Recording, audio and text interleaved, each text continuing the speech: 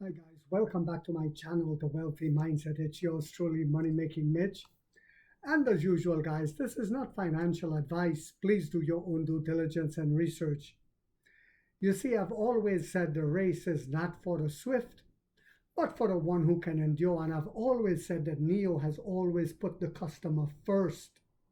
In doing so, we're guaranteed to dominate the landscape. Well, what has just happened yet again?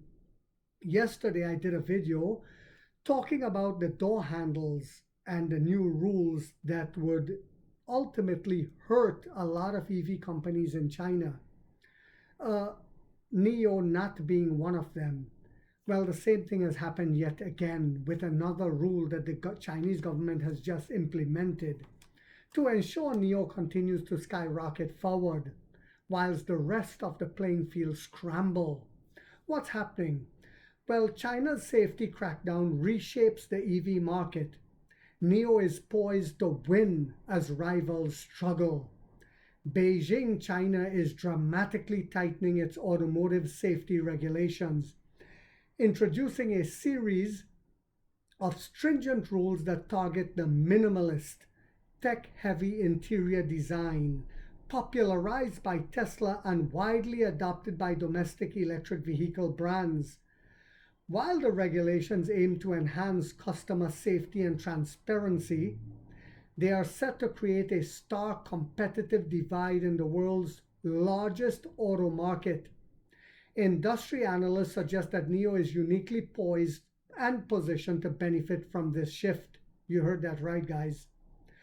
While competitors like XPeng, Xiaomi, and even global giant Tesla face costly and disruptive compliance challenges, the Ministry of Industry and Information Technology has unveiled a multi-pronged regulatory package that effectively ends the era of form over function design. The new rules mandate physical buttons for safety critical functions like turning signals. In a lot of Tesla cars, you don't have them. You don't have that stalk. You have to go on the screen. It's very dangerous. Ban concealed electronic door handles, which I spoke about, and force transparency in interior marketing by requiring real cabin photos during model certification. The new rules, a safety first mandate. The most immediate and disruptive changes focus on how drivers interact with their vehicles and how they exit them in an emergency. First, a ban on hidden door handles, and we talked about that.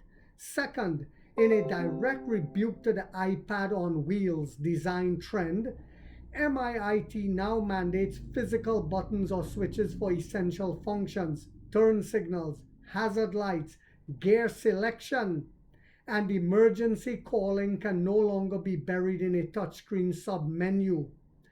These controls must be tangible and operable without requiring the driver to take their eyes off the road. Finally, to combat misleading marketing, all new vehicle applications must now include real photographs of the interior, effectively banning the use of exaggerated renderings that sometimes hide poor build quality or final design details. This rule forces brands to demonstrate actual craftsmanship at the time of certification. NEO's advantage, the design for compliance strategy. While the industry scrambles to redesign door mechanisms and rework center consoles, NEO appears to be steps ahead. The premium EV maker is widely seen as a winner under the new regime for several strategic and design-specific reasons. Interior layout, physical controls already in place. Unlike the all-screen dashboards of the Tesla Model 3 or the Xiaomi SU7, NEO's current and upcoming models have retained a significant number of physical controls. The brand's signature Know Me assistance is complemented by physical buttons for crucial functions. Furthermore, founder William Li has confirmed that upcoming facelifts for the ES6, EC6, ET5, and ET5 Touring will feature an interior redesign centered around a horizontal screen. However, sources familiar with NEO's design language suggest The brand has always prioritized a hybrid approach, keeping hard keys for climate control and driving safety, making them largely compliant with the new button mandate without a costly last-minute overhaul. The door handle factor, a minimalist impact data shows that approximately 60% of the top 100 selling EVs in China currently use concealed handles. NIO frequently updates its models and files for exterior changes as seen in the recent MIIT filing. For the ES6 and ET5, the company is adept at iterating its hardware. Analysts predict NIO will transition to the industry-approved semi-hidden mechanical handle, which retains a sleek look while complying with the new graspable space requirements. For NIO, this is a minor engineering adjustment. For others, it represents a fundamental brand identity crisis. The new rule requiring real interior photos plays directly into NIO's strength. NIO has long marketed itself as a premium brand focused on high-quality materials, physical craftsmanship, and a second living room ambiance. The regulation, which aims to stop Photoshop specials and misleading renders, ensures that NIO's actual cabin quality, which is generally considered best in class among Chinese startups, will be visible to consumers before the car even launches. This transparency diminishes the marketing power of brands that rely on flashy digital renders to mask cheap interior plastics or unfinished software. For NIO's rivals, the new rules are landing like a bombshell, facing them to either rush expensive redesigns or face being locked out of the market. Tesla faces a particularly awkward challenge. As the pioneer of the flush door handle and the minimalist touchscreen interior, the entire design language of the Model 3 and Model Y is now non-compliant. While Tesla does have manual release hidden in the door pockets, they are often considered inaccessible for average users. To meet China's 2027 rules, Tesla must redesign its doors to include prominent permanent mechanical handles and likely reintroduce physical stalks or buttons for turn signals, like in Australia, and gear selections which were moved to the screen in recent refreshes. This represents a massive design and engineering backtrack for the US giant. Xiaomi, still reeling from the negative publicity surrounding the fatal SU7 crash and particularly inspired the door handle ban, is in a precarious position. The SU7 sleek design is built entirely around its electronic pop-out handles and screen-heavy interior. Adapting the vehicle to meet mechanical handle requirements and physical button mandates so early in its life cycle is a significant financial and logistical strain, potentially eroding the thin margins on the vehicle and delaying future variants. Similarly, Xpeng and other volume-oriented EV markets that have heavily invested in extreme minimalism now faces a stark reality.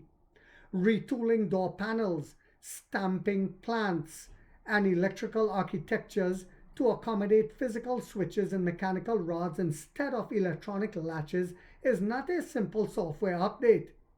As industry data notes, a single model's door system retrofit can exceed $14 million, a cost that will hit volume-focused brands harder than premium players like NIO.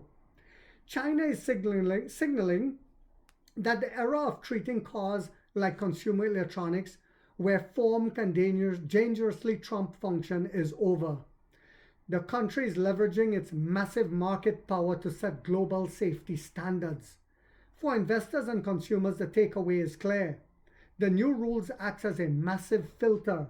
Companies like NIO, which have built their platforms on a balance of technology, safety, and user-friendly design, are insulated from the worst of these changes. They may even see a boost in consumer trust as their cabins are validated by the state.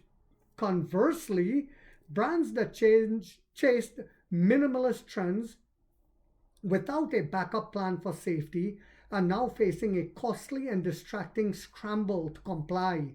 In China's brutal EV market, that distraction could be the difference between survival and obsolescence. So I hope you guys found this video yet again to be informational, inspirational, and motivational. If so, guys, boop, boop, don't forget to hit that thumbs up. It takes a lot of time to do these videos and the editing. And if you haven't yet subscribed, you might want to think about doing so, because in this channel, we are waking up the middle class for the first time to get a major piece of the pie from the ground level up as to how the games are played on Wall Street. And like 50 said, we get rich or we die trying, guys.